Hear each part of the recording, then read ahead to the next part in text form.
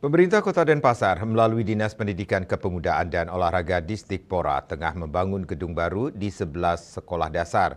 Proyek pembangunan ini menggunakan anggaran dari APBD Induk 2024.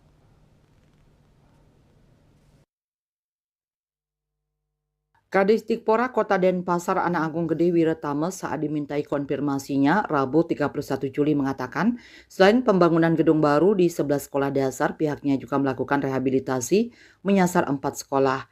Peningkatan infrastruktur ini guna mendukung mutu pendidikan. Pemkot Denpasar menganggarkan perbaikan atau pembangunan gedung sekolah baru yang sudah tidak layak setiap tahun.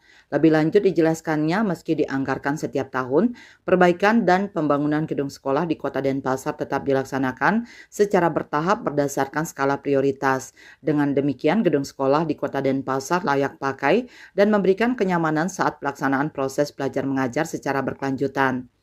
Pembangunan gedung baru dilaksanakan di SDN 11 Sesetan, SDN 12 Sanur, SDN 1 Kesiman, SDN 1 Sanur, SDN 21 Daupuri, SDN 23 Danginpuri, SDN 2 Ubung, SDN 3 Kesiman, SDN 5 Panjer, SDN 9 Daupuri, dan SDN 9 Peguyangan. Sementara rehabilitasi gedung dilakukan di SDN 12 Pemecutan, SMP Negeri 1, SMP Negeri 10, dan TK Pembina Denpasar. Bisnis Bali melaporkan.